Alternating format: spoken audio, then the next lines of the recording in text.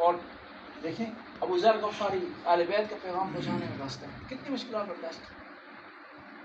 कहते हैं रात की तारीकी में खलीफा ने अशरफियों की थैली भर कर भेजी, सोने की थैली भर के भेजी अबू ज़र के पास कि आले बैत की तबलीग छोड़ दें। हमारे साथ भी ऐसा हो सकता है ना, दुश्मन बात को डराता है, अगर डरे ना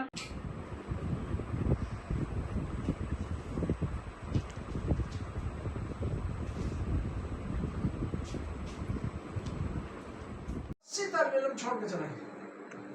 हत्ता इतने छोड़ना शुरू हो गए तो हमारे साथ एक तालिब इल्म थे, मोहम्मद अली नाम था बकरी, तो जब भी तालिब इल्म भागता तो खबरें पढ़ते थे रोजाना ना इकट्ठे हो जाते थे ना शाम को कि आज फलां आदमी जो है वो अकीदा लेकर आया था, यकीन लेकर आया था, समय में कल्ब से आया था, लेकिन रास्ते से भटक गया और हाथ के जरिए वो हाथ की मदद से देखते थे, हाथ को इसको अबरू को उठाकर यहाँ बांधा कपड़ा ताकि मेरे हाथ इजी रहे, लड़ सकूं। इस हालत में आए ना इमाम अपनी कुर्सी से उठ गया। इमाम से पता क्या फरमाते, शक्करा लकब या शेख, खुदा तेरा शुक्रिया अदा कर।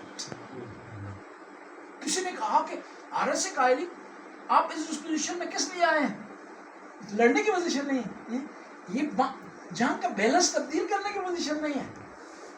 एक आदमी 90 साल का असा उसके हाथ में दिखाई उसे देता नहीं है, कमर उसने बांधी है, मुश्किल से चल रहा है, इसलिए आया हूँ बताने के लिए फातिमा का लाल हक, मुझे पता है मेरे लड़ने से मैदान कर रहा हूँ, मिल के बाबा से बुलंद सलावत करें।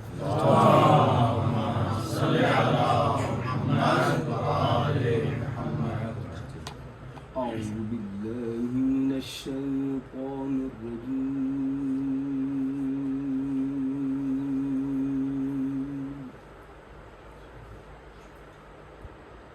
बिस्मिल्लाहिर रहमानिर रहीम।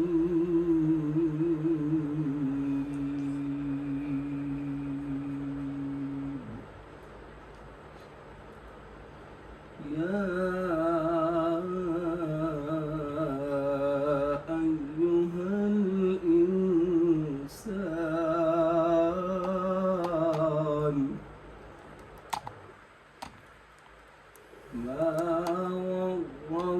بربك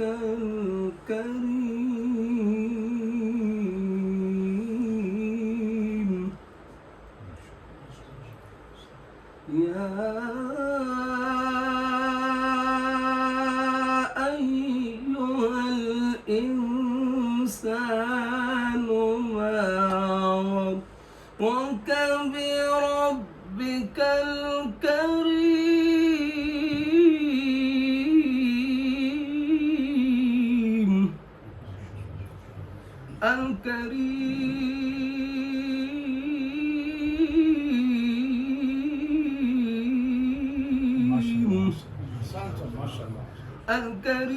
الذي خلقك فسواك فعدلك الذي خلقك فسواك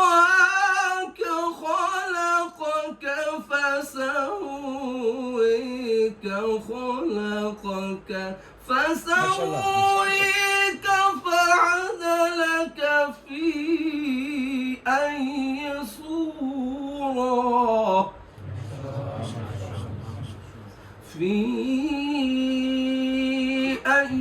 صورة ما شاء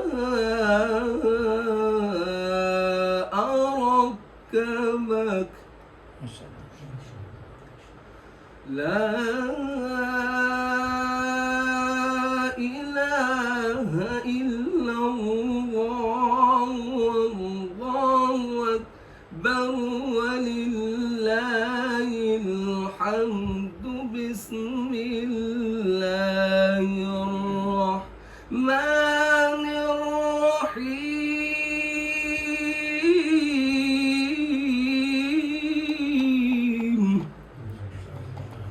بسم الرحمن الرحيم أفلا يتدبرون القرآن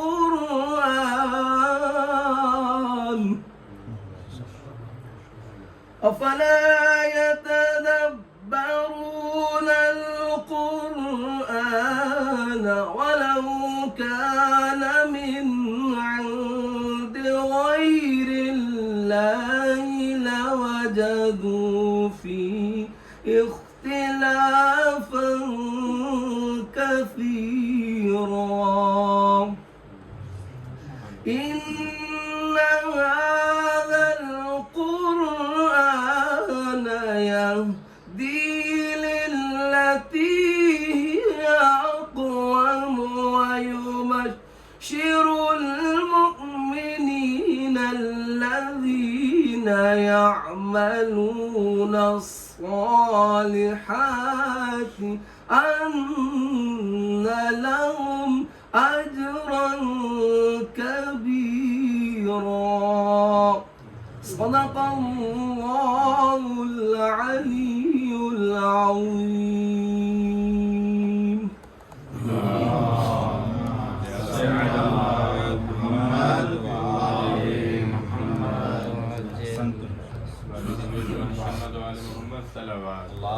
اللهم صل على محمد وعلى اللهم صل على محمد وعلى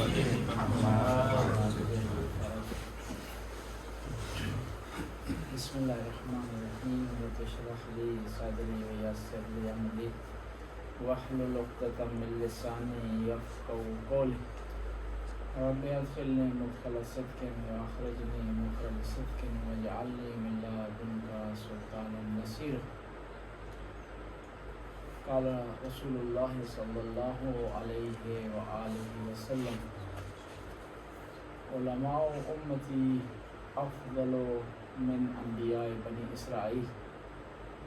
پیغمبر گرامی کا ارشاد ہوتا ہے کہ میری امت کے علماء بنی اسرائیل کے انبیاء سے افضل ہیں. آپ جس راستے کا آپ نے انتخاب کیا ہے اس میں فضیلتیں بھی ہیں، مقام بھی ہے، انبیاء کی وراثت بھی ہے، لیکن مشکلات بھی ہیں. وراثت انبیاء کی اس میں 3 حوالے سے، ایک مقام اور درجے کے حوالے سے، دوسرا ذمہ داری کے حوالے سے، تیسرا مصائب اور مشکلات کے حوالے سے. یعنی ہم نے صرف یہ نہیں دیکھنا کہ انبیاء کو خدا نے مقام عطا کیا تو ہمیں بھی مقام ملنا چاہیے. انبیاء کو خدا نے مقام عطا کیا، لیکن جو مصائب انبیاء نے جھیلے ہیں، برداشت کیے ہیں، وہ بھی کوئی کم نہیں. انبیاء کو پتھر مارے گئے، انبیاء کو برا بلا کہا گیا، انبیاء کو مجنون کہا گیا، انبیاء کو شاعر کہا گیا، کاہن کہا گیا، تہمتیں لگائی گئی، لیکن وہ اپنے راستے پر ڈٹے. ہمارے نبی نے اپنا جو سکہ منوایا ہے پیسے کے بلبوتے پر نہیں منوایا. معاشرے میں اس وجہ سے نہیں منوایا کہ بڑے خاندان سے تعلق تھا، بلکہ اپنے کردار کی وجہ. صادق و امین مشہور ہو گیا مکہ اور مدینہ. غار حرا سے نبی کریم تشریف لائے تو کسی نے استقبال نہیں کیا، واہ واہ کسی نے نہیں کہا، پھول نہیں کسی نے نچھاور کیا، بلکہ لوگوں نے پتھر مارے، تہمتیں لگائی، شاعر کہا. لیکن وہی نبی جب دنیا سے جا رہے تھے اتنا کردار چھوڑا. وہی نبی جب دنیا سے جا رہے تھے تو لوگ سارے اشکبار تھے. وہی نبی جب دنیا سے جا رہے تھے تو جانے سے پہلے لوگ ان کے وضو کا پانی اٹھا لیا کرتے تھے، ان کے بالوں کو آپس میں تقسیم کیا کرتے تھے. یعنی اتنا درمیان میں کس طرح اتنی بڑی تبدیلی آئی کردار کے میں. ایک ہمارے لیے ایک درس ہو رہا اللہ کے رسول. علماء میں کچھ کوالٹیز ہونی چاہیے، وہ اگر نہیں ہوگی تو آپ کامیاب نہیں. سب سے پہلی کوالٹی، آپ جو درس پڑھ رہے ہیں اس درس کو اس لیے نہ پڑھیں کہ میں اچھا مقرر بن جاؤں، بننا چاہیے، لیکن ٹارگٹ یہ نہیں ہونا چاہیے۔ اس لیے نہ پڑھیں اس کو کہ آپ کی آمدنی کا ایک ذریعہ بن جائے، اس لیے اس درس کو آپ نہ پڑھیں کہ آپ کو سارے معاشرے کے لوگ واہ واہ کریں، بلکہ اس درس کو خدا کے لیے پڑھیں، اہل بیت کے پیغام کو لوگوں تک پہنچانے کے لیے۔ تو اس میں سب سے پہلی چیز ضروری ہے کہ آپ کا اپنا عقیدہ ٹھیک ہو، آپ کا اپنا عقیدہ متزلزل ہوگا، اس میں ٹھہراؤ نہیں ہوگا، اس میں اتار و چڑھاؤ ہوگا، نشیب افراز ہوگا، دوسروں کو آپ نہیں سکھا سکتے۔ بعض ہمارے علماء ہوتے ہیں ڈھیلے ہوتے ہیں، کسی جگہ گئے ہیں، دیکھا ہے کہ معاشرہ ایسا ہے، علی وللہ پڑھ رہے ہیں، نماز پڑھنا شروع کر دیں،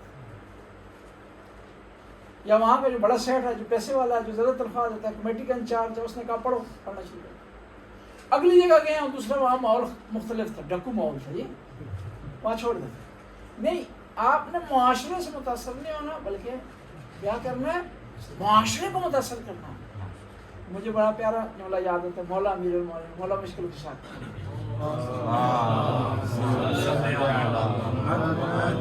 جنگ احد میں سارے بھاگ گئے، 3 آدمی رہ گئے، 700 میں سارے 3 آدمی، فیصد نہیں سمجھ آ رہی کتنے فیصد رہ گئے، فیصد بنتا ہی نہیں ہے، 1% بھی نہیں ہے، 700 آدمی۔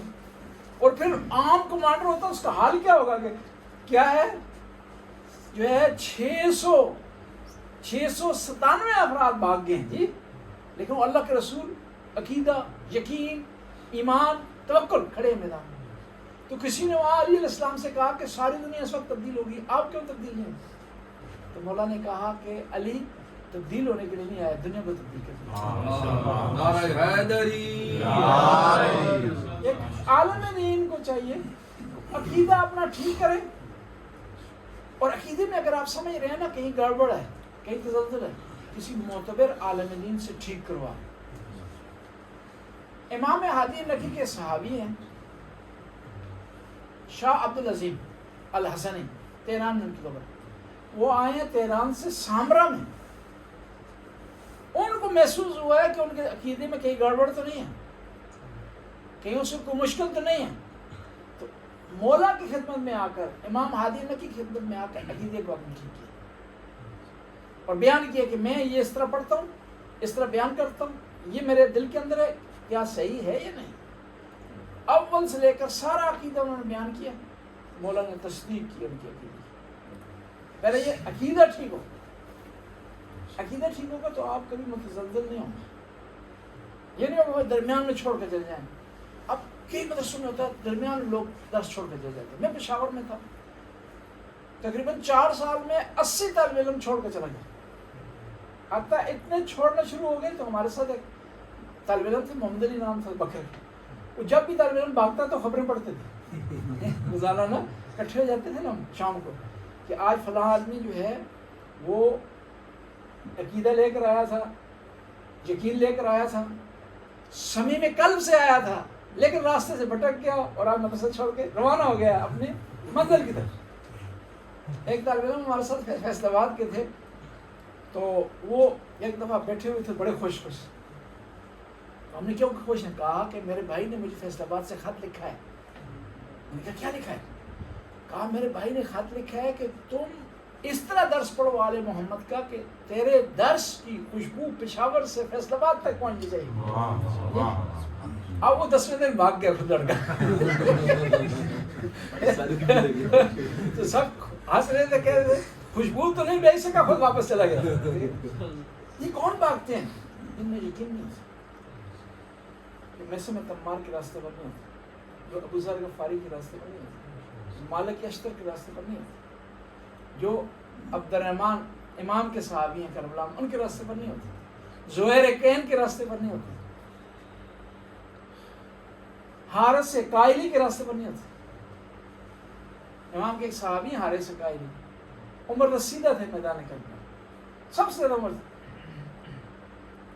جب دیکھے نا سارے شہید ہو رہے ہیں آئے ہیں میدان میں، 90 سال سے زیادہ عمر ہے، 2 کپڑے انہوں نے منگوایا، عصا منگوایا اور تلوار منگوائی، ایک کپڑا کمر سے باندھا ہے، کمر سیدھی رہے، کمر کی جھکی ہوئی تھی، لیکن قربان جاؤں عقیدے پر، قربان جاؤں یقین پر، قربان جاؤں توکل پر. 3 دن سے پیاسا ہے، 9 سال کی عمر ہے، کمر جھکی ہوئی ہے، لیکن ذرا برابر گھبرایا نہیں. ہاتھ میں ایسا پکڑا ہوا ہے، ایک ہاتھ میں تلوار ہے، کمر باندھی اور دوسرا کپڑا انہوں نے یہاں باندھا آنکھوں پر، کیونکہ انہیں دکھائی نہیں دیتا تھا. ہاتھ کے ذریعے وہ ہاتھ کی مدد سے دیکھتے تھے، ہاتھ اس کو ابرو کو اٹھا کر کے یہاں باندھا کپڑا تاکہ میرے ہاتھ ایزی رہے، لڑ سکیں. اس حالت میں آئے نا امام اپنی کرسی سے اٹھ گئے ہیں فوراً. امام حسین پتہ کیا فرماتے ہیں؟ شکر لکک یا شیخ، خدا تیرا شکریہ ادا کر. کسی نے کہا کہ حضرت سے قائلی آپ اس پوزیشن میں کس لیے آئے ہیں؟ لڑنے کی پوزیشن نہیں ہے، یہ جنگ کا بیلنس تبدیل کرنے کی پوزیشن نہیں ہے. ایک آدمی 9 سال کا، عصا اس کے ہاتھ میں، دکھائی اسے دیتا نہیں ہے، کمر اس نے باندھی ہے، مشکل سے چل رہا ہے. کہا اس لیے آیا ہوں بتانے کے لیے کہ فاطمہ کا لال ہاتھ پر ہے. مجھے پتہ ہے میرے لڑنے سے میدان جنگ تبدیل نہیں ہوتا. آپ کے بھی میدان میں رہنے ہیں، اہل بیت کے راستے میں رہنے میں آپ نے فریضہ ادا کرنا ہے. آپ نے یہ نہیں دیکھنا کہ آپ کے جو ہے وہ جانے سے مسئلے میں فرق نہیں آئے گا. اور پھر جو اہل بیت کا راستہ ہے نا، اس میں ہم اپنے لیے کر رہے ہیں. اہل بیت ساری دنیا ان کو مانے نا، ان کے مقام میں اضافہ نہیں ہوتا. ساری دنیا ان کو ترک کر دے، ان کے مقام میں کمی نہیں کر سکتی. جو کرے گا اپنے لیے کرے گا. بس کوشش کرے، پختہ ایمان اور یقین آپ کو ہونا چاہیے. اور علماء نے دکھایا گزشتہ شہید اول ہے، شہید ثانی ہے، شہید ثالث ہیں، شہید باقر صدر ہیں. ہم پہ تھوڑی سی مصیبت آتی ہے، تھوڑی سی مشکلات آتی ہیں، گھبرا جاتی ہیں. مومنین بعض کا جو ہے وہ تنگ کرتے ہیں یا سوال کرتے ہیں یا تنقید کرتے ہیں، پریشان ہو جاتے ہیں. دیکھیے وہ بھی تو تھے نا شہید اول، اہل بیت کے راستے میں علم پہنچانے کے راستے اپنی جانیں دی تھی.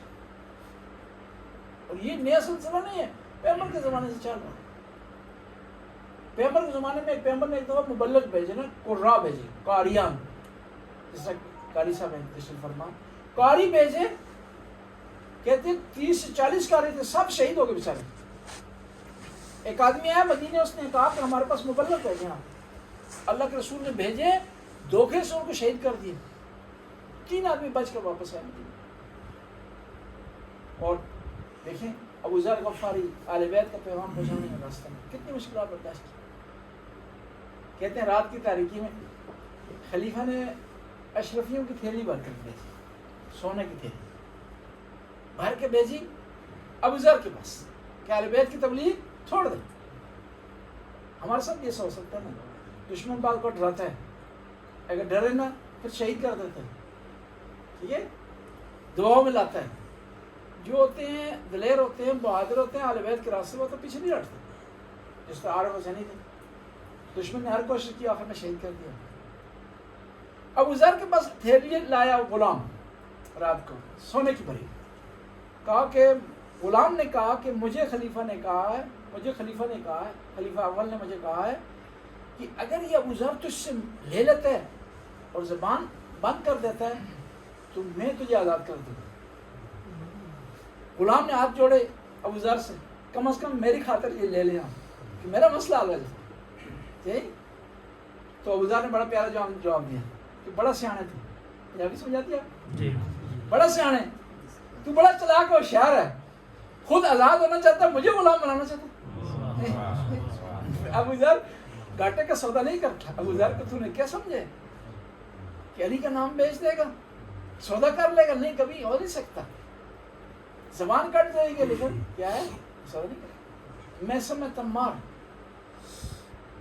دیکھیے کتنی مشکلات میں اہل بیت کا ذکر کر رہے ہیں، اہل بیت کا پیغام پہنچا رہے ہیں. ہم تو آسان ہے، مسئلہ نہیں ہوتا. ہم جاتے ہیں، بہترین کمرہ ہمیں ملتا ہے، اوپر ممبر پہ جاتے ہیں، نیچے بھی بیٹھے لوگ واہ واہ بھی کرتے ہیں، نعرے بھی لگتے ہیں، ویڈیو بھی بنتی ہے، پھر پروٹوکول سے ممبر تک جاتے ہیں، پروٹوکول سے. لیکن محسن تمار کے ساتھ اس طرح نہیں. لیکن پھر بھی ڈٹے ہوئے ہیں. 2 قسم کے لوگ ہیں. ایک جو ہے اس ممبر کے لیے خرچہ کرتے ہیں، قربانی دیتے ہیں، قیمت ادا کرتے ہیں، اور ایک وہ لوگ ہیں جو اس ممبر سے کماتے ہیں، فائدے میں وہ ہے جو قیمت ادا کر رہا ہے، جو اس ممبر کے لیے قربانی دے رہا ہے وہ فائدے میں، جو کما رہا ہے فائدے میں نہیں ہے۔ اہل بیت کے راستے سے کمائی یہی ہے کہ وہ آپ سے راضی ہو جائے۔ سبحان اللہ، سبحان اللہ، بے شک۔ ایک مثال کے ذریعے عرض کروں گا، امام حسین جب چلے نا مدینہ سے، امام نے کرائے پہ لیے اونٹ، ظاہر اتنا بڑا قافلہ چل رہا ہے اور معلوم نہیں تھا راستے سے کتنے لوگ ملیں گے، سواریوں کو چاہیے، اونٹ کرائے پر لیے۔ 10 محرم کو عاشورہ کے دن وہ اونٹوں کا مالک سامنے آیا، اس نے کہا یا اپنے رسول اللہ، میں آپ کا احترام کرتا ہوں، آپ کی رسپیکٹ کرتا ہوں، آپ نواسہ رسول ہیں، لیکن مجھے ان چیزوں سے سرکار نہیں، میرا ہے کاروبار، میں نے آپ کو اونٹ کرائے پر دیے تھے، ابھی تک میں سمجھا تھا شاید معاملہ حل ہو جائے گا، مجھے میرے اونٹ مل جائیں گے، کرایہ میں چلا جاؤں، لیکن ابھی دیکھ رہا ہوں کہ حل نہیں ہو رہا، آپ اس کے بعد شہید ہو جائیں گے، میرے اونٹ کون دے گا مجھے؟ میرے اونٹ میرے حوالے کریں اور میرا کرایہ بھی۔ کس وقت اکیلے ہیں، خیموں سے رونے کی آواز آ رہی ہے، دل میں 100 قسم کی فکر آ رہی ہے، جی دائیں بائیں دیکھ رہے ہیں کوئی بھی نہیں، ملے آدمی اصرار کر رہے ہیں، مولا نے دیکھا نا یہ اصرار کر رہے ہیں تو کہا ٹھیک ہے، اونٹ اس کے حوالے کیا، کرایہ اس کو دیا اور محفوظ راستہ دکھایا اسے۔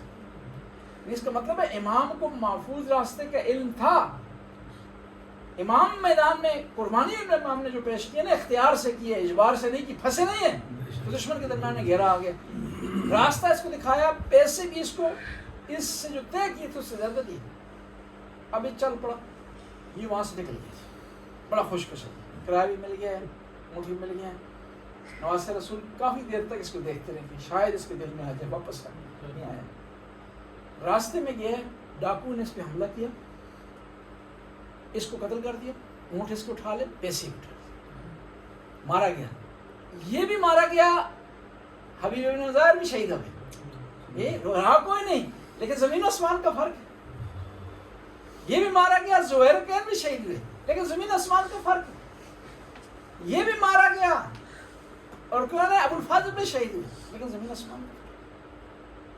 امام نے بڑی پیاری مثال دی، امام اپنے آپ کو بچا سکتے ہیں، یہ شرعی مسئلے کی ذریعے وضاحت کرتے ہیں آپ کے صلوات پر بندہ اللہم صلی علی محمد وآل محمد۔ ایک شرعی مسئلہ ہے، اہم اور مہم، اسے ایک قانون کلی ہے اس میں نا فقہ میں، اہم اور مہم،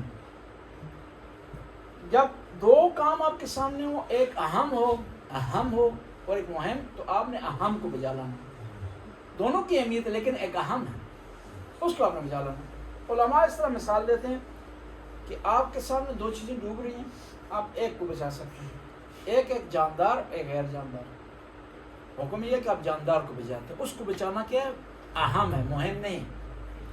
پھر دو جاندار ہیں، ایک حلال گوشت ہے، غیر حلال گوشت ہے، حکم یہ ہے کہ آپ حلال گوشت کو بچائیں۔ پھر دو انسان ڈوب رہے ہیں، دونوں کو بچائیں تو اچھی بات ہے، ایک کو آپ بچا سکتے ہیں، توانائی نہیں ہے، ٹائم نہیں ہے آپ کے پاس، تو آپ کیا ہے وہاں سے کیا کریں گے، وہ دو انسانوں میں سے جو آدمی مسلمان ہے، مومن ہے، اس کو بچائیں۔ پھر دونوں مومن ہیں، دونوں مسلمان ہیں، دونوں شیعہ ہیں، ایک عالم دین ہے، آپ نے کیا کرنا ہے، اہم کو بچانا، اس کو آپ نے ترجیح دینی۔ اور یہ اہم اور مہم کا مسئلہ صرف شریعت سے مربوط نہیں ہے، دنیاوی مسائل میں ہوتا ہے، دو کام آپ کو پیش آ جاتے ہیں تو آپ کیا کرتے ہیں، سب سے پہلے مہم کام کو کرتے ہیں، وقت ضعیف ہوتا آپ کے پاس۔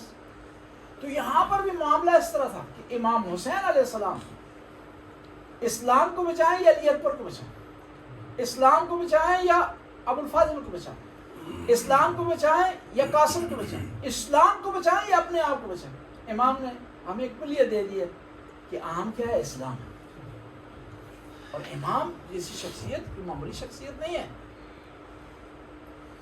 امام ہے، معصوم ہے، خدا کے چنے ہوئے ہیں، لیکن امام نے قربان ہو کر کے بتا دیا کہ کیا ہے، یہ اسلام ترجیح رکھتا ہے، شریعت ترجیح رکھتی ہے، قرآن ترجیح رکھتا ہے، اسلامی احکام ترجیح رکھتے ہیں، ان کو آپ کو جو ویلیو دینی چاہیے۔ ایک اور چیز جو ہے جو عالم دین کو مد نظر رکھنی چاہیے، وہ خوف خدا۔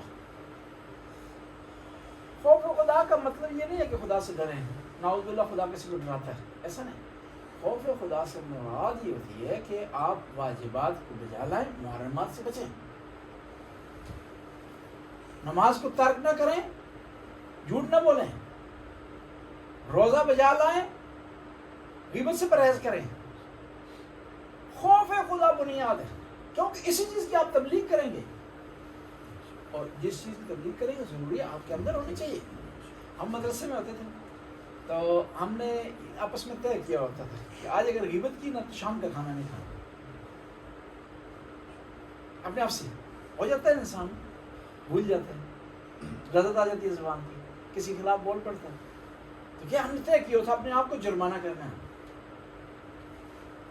انسان کوشش کرے اپنی زبان پر کنٹرول کرے، جب اس زبان پر کنٹرول ہوگا اس کو تاثیر ہوگی، یہ پیغام پہنچا سکے گی، اہل بیت کر سکے اس سے آسانی سے ہوگا۔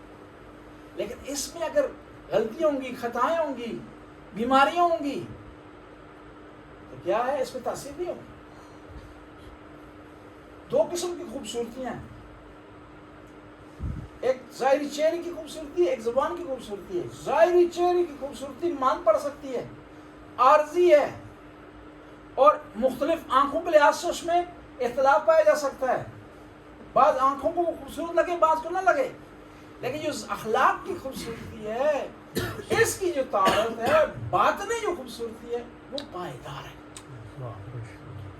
پائیدار ہے۔ دیکھیں نا، کئی لوگ ہمارے پاس آتے ہیں، شوہر بھی خوبصورت ہے، بیوی طلاق لے رہے ہیں، کیوں؟ زبان کی خوبصورتی نہیں ہے، باطنی خوبصورتی نہیں ہے، صرف خوبصورتی عارضی تھی، وہ ان کو ٹھہرا نہیں سکی، ان کے رابطے کو مضبوط نہیں کر سکتی، ان کے بندھن کو پائیدار نہیں کر سکی۔ انسان زبان کی بنیاد پر دوسرے کا دل جیت سکتا ہے، اور پیغمبر کی صفات میں انک لعلی خلق عظیم بعثت لأتمم مکارم الاخلاق، اخلاق کریں۔ عالم دین میں اخلاق جو ہے ضروری ہے، اخلاق نہیں ہے تو عالم دین کسی کام کا نہیں۔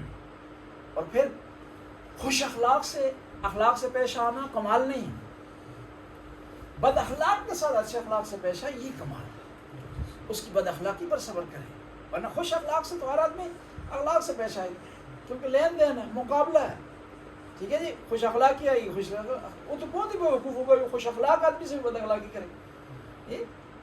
خوش اخلاق سے تو ہر کوئی خوش اخلاقی کرتا ہے، بد اخلاق کی جو ہے بد اخلاقی۔ اور ایک اور چیز عالم دین کے لیے ضروری ہے، وہ پاک دامن ہونا، پاک دامن ہونا، آنکھیں اس کی پاک ہونی چاہیے، زبان میں اس کی شائستگی ہونی چاہیے، لو لفظ ادا نہ کرے۔ لیکن قرآن کتنے پیارے طریقے سے بات کرتا ہے، او لامستم النساء، جمع کا لفظ استعمال نہیں کرتا، مباشرت کا لفظ کہا، جب تم عورتوں سے ٹچ کرو تو غسل تم پہ واجب ہے۔ کتنے پیارے انداز، کنایت سے سمجھا رہا ہے، ہمیں درس دے رہا ہے کہ اگر آپ کوئی بات بھی کرنا چاہتے ہیں، کوئی شرعی مسئلہ بھی بیان کرنا چاہتے ہیں تو پیارے طریقے سے۔ وہ ہمارے علاقے میں ایک عالم دین آگے نام لینا مناسب نہیں، ایک مومن بیچارہ بھول کے چلا گیا ان کے پاس کہ مولوی صاحب میں نے غسل واجب دسو، واجب جنابت، ٹھیک ہے۔ وہ بیچارہ جو 5-6 بچے تھے اس کی، وہ بھول کر مولوی کے ہاتھ چڑھ گئے، تو سارے لوگ بیٹھے ہوئے تھے، لوگوں کے سامنے مولوی صاحب اس کو کہتے ہیں ہونے تک ایویں جمندر ہیں، غلط بات، یہ صحیح نہیں ہے۔ ایک مومن آپ کے پاس شرعی مسئلہ پوچھنے کے لیے آیا ہے تو آپ اس کے مسئلے کا جواب دیں ادب احترام سے، نہ یہ کہ اس کو کرٹیسائز کریں، وہ آئندہ جرت ہی نہ کریں، مولویوں سے بھاگیں۔ یہ امامات دیکھتے ہوئے راستہ تبدیل کر دیں، انہوں کو گور ہلا دینے کو فتوی ہلا دینا، یہ اخلاق سے پیارے طریقے سے بولیں گے نا، مسئلہ وہ حل ہو جائے۔ اب وہ ایک آدمی کبھی بھی دوبارہ نہیں پوچھے گا مسئلہ حل نہیں سے۔ اور ایک اور چیز ہے، مسئلہ نہ آتا ہو نا، ایرانی علماء میں خصوصیات دیکھیے، وہ کہہ دیتے ہیں کہ ابھی میرے ذہن میں نہیں ہے، میں دیکھ کر نہیں ہے، ہمارے طرح نہیں ہے جی، کچھ نہ کچھ جواب دے ہی دینا جی، ٹھیک ہے جی۔ اس میں اختلاف ہے جی۔ وہ ایک مولانا صاحب کے عید کی نماز پڑھا رہے تھے تو سورہ حمد بھول گئی، نہیں پڑھی، ان کی توجہ اس پہ تھی نا سورہ شمس پر اور سورہ سب اس پر اپنے کالا پر نا، انہوں نے سمجھا شاید یہ ہے ہی نہیں ہے نا، قنوت کی طرف توجہ دی، پڑھی نہیں ہم. اب مومنوں نے گھیر لیا. مومنوں میں ہوتے ہیں ایک دو جو ہے نا وہ ان کا کام ہی ہوتا ہے مولوی کو چھیڑنا، اس کا دھیان لینا، اپنی علمیت ثابت کرنا. ویسے ہی وہاں میں جمعہ کو خطبہ ایک دفعہ دے رہا تھا، میں نے کہا دیکھو فلسطین میں 60,000 افراد مارے گئے. ایک آدمی نیچے سے کھڑا ہوا، اس نے کہا نہیں 60 نہیں 55,000 تھے. میں نے کہا تم نے کفن خریدنے ہیں، بیٹھ نیچے، ٹھیک ہے ابھی تقریر کا فرض کرو نہیں ہے، بتانے کا مقصد ہے بہت لوگ مارے گئے فلسطین ہے نا. اب وہاں ہم نے کفن تھوڑی خریدنے کی تعداد فکس ہونی چاہیے، کم نہ ہوئی کفن کم نہ پڑ جائے. بعد میں نے چیک کیا جا کر کے وہ 67,000 تھے، میری جو فگر تھی اس سے بھی زیادہ تھے. اس نے خام وہاں درمیان میں نا اپنا بتانے کے لیے کہ میرے پاس جو ہے وہ علم بہت زیادہ ہے. جہاں مسئلہ نہ تو فوراً آپ کہہ دیں کہ نہیں آتا. علامہ طباطبائی بہت بڑے عالم دین ہے، تفسیر المیزان لکھی ہے، علامہ ہے، ایران کا علامہ، پاکستان کا علامہ نہیں ہے. پاکستان میں تو ہر آدمی جو بھی تقریر سیکھ لیتا ہے علامہ بن جاتا ہے، ٹھیک ہے. ایران کا علامہ مجتہد سپر ہوتا ہے، آیت اللہ سپر ہوتا ہے.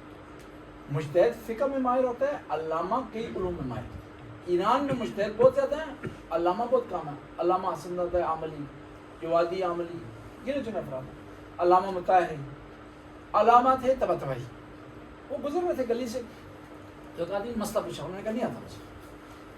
وہ بھی بڑے ڈیڑھ سا تھا. انہوں نے کہا اتنا بڑا امامہ رکھے ہے، اتنا بڑا امامہ آپ نے سر پہ رکھا ہوا ہے، آپ کو مسئلہ نہیں آتا. انہوں نے امامہ اتار کے اس کے سر پہ رکھ دیا. امامے سے اگر مسئلے آتے ہیں نا یہ لو، ٹھیک ہے اب تم بتاؤ. اگر نہیں آتا فوراً کہتے نہیں آتا. پشاور میں تھے تو مدرسے میں ایک طالب علم تھا، نیا نیا آیا، ایک مومن باہر سے آیا. اس نے مسئلہ پوچھا، طالب علم نے غلط جواب دے دیا اس کو. اب ہم سن رہے تھے پاس، ہم بھی کوشش کرتے ہیں نا دوسروں کو وہ خبریں لینا کیا کر رہے ہیں طالب علم. تو ہم نے پکڑ لیا اسے، ہم نے کہا کہ آپ نے ایسا کیوں غلط جواب دیا. اس نے کہا پوری زندگی میں کسی نے ایک دفعہ مجھ سے مسئلہ پوچھا تھا، اس کو بھی نہ کر دیتا میں. ایسا نہیں ہونا چاہیے. نہیں آتا کلیئر تھا، اور اس میں کباط نہیں ہے. آپ کے غلط مسئلے کی وجہ سے غلط عبادت ہوگی، غلط احکام جاری ہوں گے، اس میں کباط ہے، اس میں عیب ہے. اس میں عیب نہیں ہے کہ آپ کو نہیں آتا. اور پھر دوسرا مسئلہ جو آپ بتا رہے ہیں نا خدا کے لیے بتا رہے ہیں، وہ آپ کا یہ کہنا کہ مجھے نہیں آتا یہ بھی عبادت ہے. اور دیکھیں نا جاہل کی دو قسم ہیں، آپ نے منطق میں پڑھا ہوگا. جاہل بسیط مرکب. بسیط تک رہنے دیں، مرکب نہ مانے. جاہل مرکب ہوا ہے جسے اپنی لا علمی کا بھی علم نہیں، اپنی جہالت کا بھی علم نہیں، وہ خطرناک ہے. ایک آدمی کو نہیں پتا نا ایڈریس کہاں ہے، وہ پوچھ لے گا حل. ایک آدمی جس کو نہیں پتا اور سمجھ رہا ہے پتا، وہ ٹائم اس کے لیے ضائع ہو جائے گا، وہ بھٹک جائے گا، وہ صبح سے شام تک گھومتا رہے گا، راستہ سے نہیں ملے گا. اور سب سے بڑی بات ہوتی ہے کہ انسان وہ آدمی کامیاب ہے، وہ علم کے پیچھے جاتا ہے جو اپنے آپ کی کمزوری کو درک کرے. اس لیے تو مولا امیر المومنین ارشاد فرماتے ہیں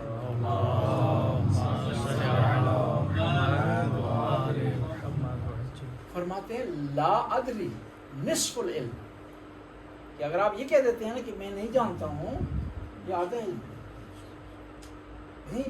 اس کوشش کریں صاف کلیئر رہیں اپنے معاملے میں، اور پھر اپنی حقیقت دوسروں کو جاننے دیں، چھپائیں نہ اس کو.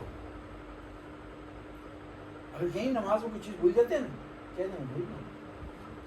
میں مشہد میں ایک دفعہ نماز پڑھ رہے تھے، ایک آدمی نے زور کی نماز پڑھائی، اس کے بعد مڑا مڑ کے لوگوں کی طرف کہا کہ لوگوں میرا وضو نہیں تھا تو آپ دوبارہ نماز پڑھیں. میرا کہا یہ سید آپ کو نماز پڑھائے گا، میں جا رہا ہوں وضو کرنے. بہت بڑی بہادری ہے. ظاہری طور پر آپ کے لیے عیب ہے، میرے لیے عیب ہے. ہم کہیں کہ وہ یہ کیا ہوگا مسئلہ نہیں، یہ بہادری ہے، یہ سچائی ہے کہ انسان وہاں کلیئر کہتے کہ میرا وضو نہیں تھا، وضو کرنے جا رہا ہوں. کم از کم لوگوں کی نماز تو صحیح ہو جائے نا.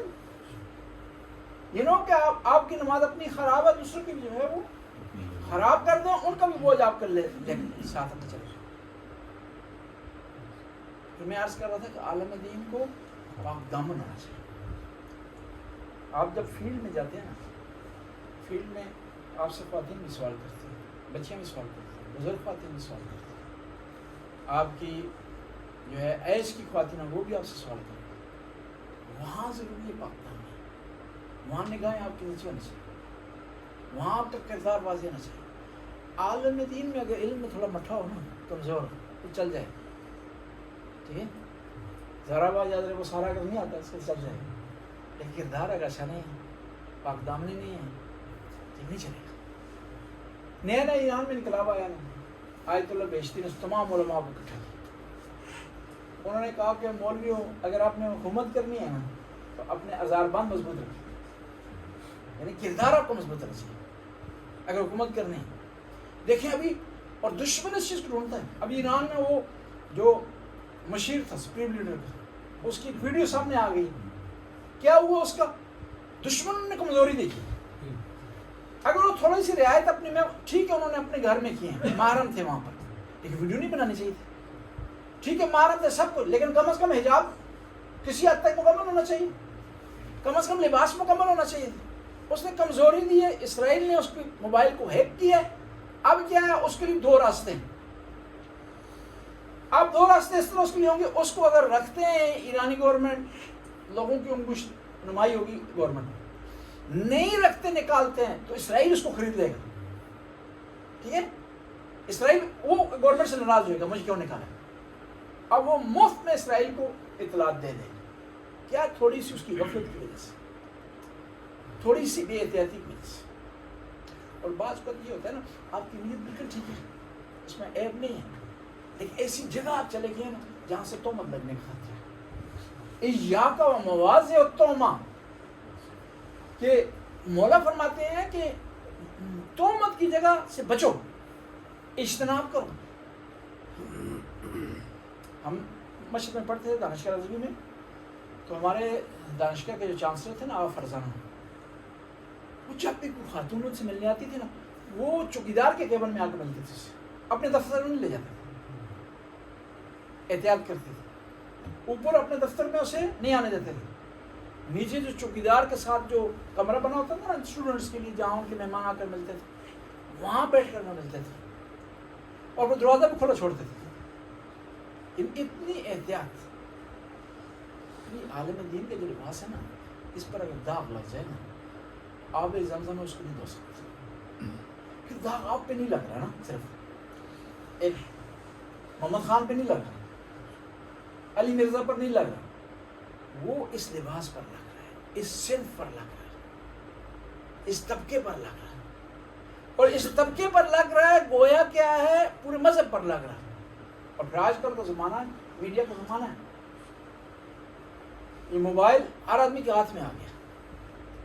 آپ راستے سے چل رہے ہیں نا, آپ نگاہ آپ کی کہیں پڑ گئی ہے نا, کھلے دروازے پر اگلا سامنے ویڈیو بنا لے گا. یہ مولوی جو ہے, شیعہ مولوی, لوگوں کو گھروں میں جھانکتے ہیں یہ, اور یہاں لوگوں کو عیب تلاش کرتے ہیں.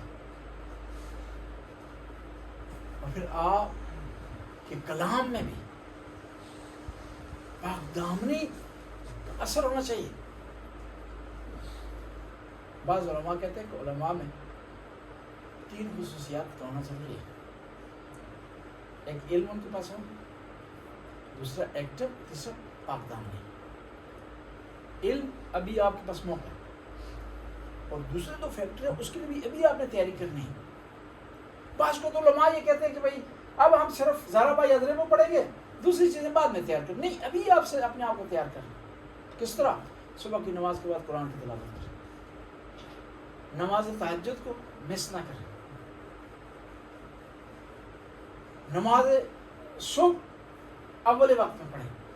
ابھی سے آپ تیاری کرنا شروع کریں, سب جو معاملہ حل ہے. ورنہ وہ ہمارے ایک دوست تھے طالب علم پشاور مدرسے میں, تو وہ ایک دفعہ کہنے لگے جی جو آدمی صبح کی نماز نہیں پڑھ سکتا تو رات کو پڑھ کر سو جائے گا. میں نے کہا کس سے سیکھا ہے؟